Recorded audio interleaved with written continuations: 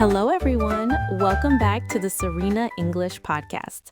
I'm Serena, and with me is the wonderful Victor. Hi, Serena. It's good to be here. Hello, everyone. Today, we have a special topic. We are talking about something very real. We often give you tips and tricks, but today we will talk about the hard parts. We will talk about the problems when you learn English by yourself. Oh, yes. I am ready. This is a topic people don't talk about much. Everyone shares their success, but learning English is hard work. It can be a real struggle. Yes, it is. So let's start. Victor, what is the first big problem you think of for learning by yourself? That's easy. The first problem is motivation. It is hard to stay excited. It is hard to keep going every day. Yes, studying every day. Exactly. When you start, you have a lot of energy. You get new apps, you buy a new notebook, you tell your friends, I will speak English fluently. The first week is great. You feel like a superhero. You study for 1 or 2 hours every day. Yes, that's so true. You feel great. You feel like you are doing a lot. And then a busy day comes. Maybe you are tired from work. You think, I will skip today, just one day. But one day becomes 2 days. Soon you see you have not studied for 3 weeks. And it's very quiet, isn't it? You don't have a teacher, you don't have classmates to help you. It's only you. And you might feel bad. It can feel very lonely. Yes, lonely. You are all by yourself. If you don't have a strong reason to learn English, it is very easy to stop. That's a good point. Okay, so you have motivation, you're studying every day. What is the next big problem? For me, it is all the stuff. There are too many resources. Oh yes, so many choices. It makes it hard to choose. Exactly. You search on Google for how to learn English. You find so many results. There are thousands of apps, millions of videos, podcasts, websites. They all say they have this secret way to learn. And you see something new and you want to try it. You try one app, then another app. You keep changing. You don't make progress. I remember I tried new apps for a whole month.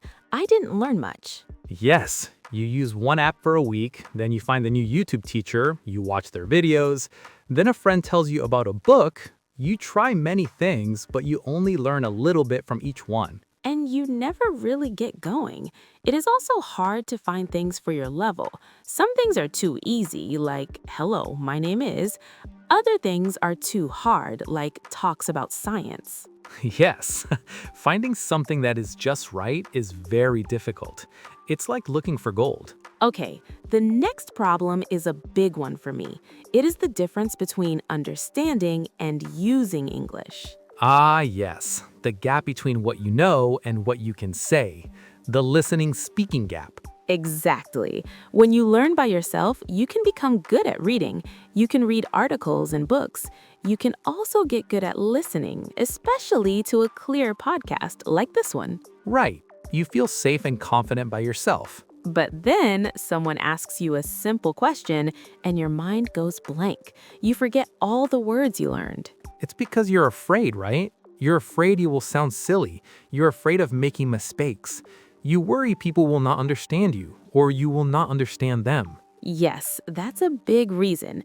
And listening to native speakers is very different from the audio in textbooks. People talk fast, they use slang, they have different accents. Sometimes they don't speak clearly. I had a funny experience in London. Someone asked me, "You all right?" I thought they were asking if I was sick, so I started to explain that I felt very good. Oh no, because in the UK, you all right just means hello. Exactly. My brain did not understand. You can't learn these real things from a book, and practicing speaking alone is hard.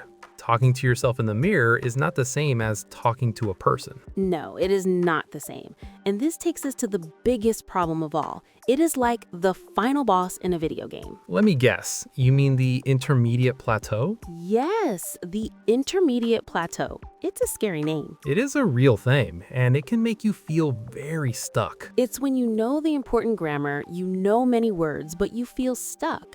You are not learning as fast as you did in the beginning. That's right. When you start, every new word feels like a big success.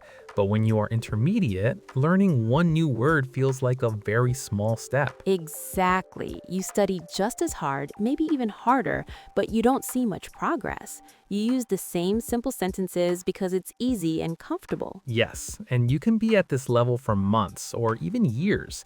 It's hard to stay motivated. I think many people stop learning at this stage. I agree. They stop trying to improve, they just stay at the same level. They think, this is my English level, and they don't reach the next level. It is a big problem. Wow. Okay, we have talked about some big challenges. We talked about motivation, we talked about too many resources, we talked about the gap between understanding and speaking, and we talked about the intermediate plateau.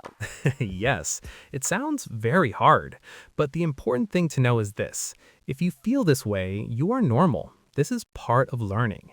Every person who learns English well has felt this way. That is the most important part. You are not alone. And the good news is, there are ways to fix these problems. There are solutions for all of them. Ah, that's good to hear. And I think we will talk about those solutions in another episode. Yes, we will. Our next episode will be all about the solutions to these problems. So if you understand these feelings, please listen next time. I will be here. For now, thank you for listening to the Serena English Podcast. I'm Serena. And I'm Victor. Keep learning, know that it's okay to struggle, and we will talk to you soon. Goodbye, everyone. Bye. See you next time.